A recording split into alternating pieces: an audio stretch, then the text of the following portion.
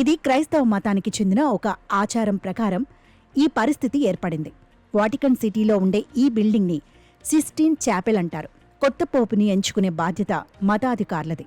వాళ్లనే cardinals అంటారు. పోప్ని ఎంచుకోవడానికి ప్రపంచంలో అనేక చోట్ల నుంచి వాళ్ళిక్కడికి వస్తారు. ఈ చాపెల్ బిల్డింగ్లో సమావేశం అవుతారు. ఈ ఎన్నిక చాలా రహస్యంగా జరుగుతుంది.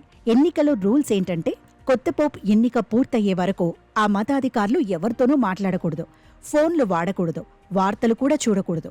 బహుశా బయటి విషయాలేవి ఎన్నిక మీద ప్రభావం చూపించకూడదనే ఉద్దేశంతోనే ఆ సంప్రదాయం ఏర్పడి ఉండొచ్చు. ఏమైతేనేం ఈ ఎన్నిక పూర్తయ్యే వరకు మతాధికారులంతా బాహ్య ప్రపంచం నుంచి పూర్తిగా వేరుగా ఉంటారు. ఈ బిల్డింగ్లోనే ఉంటారు.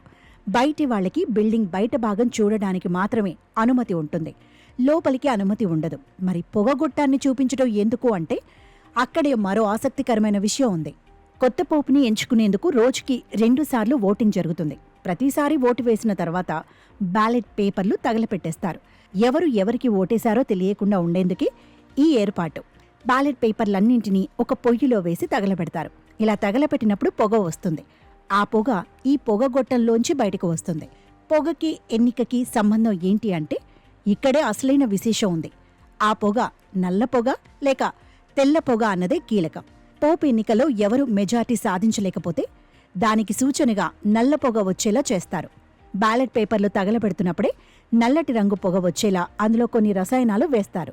ఈ పొగగొట్ట నుంచి నల్లటి పొగ వస్తే పోప్గా ఎవరికీ మెజార్టీ రాలేదు, ఎన్నిక ప్రక్రియ పూర్తవలేదని అర్థం.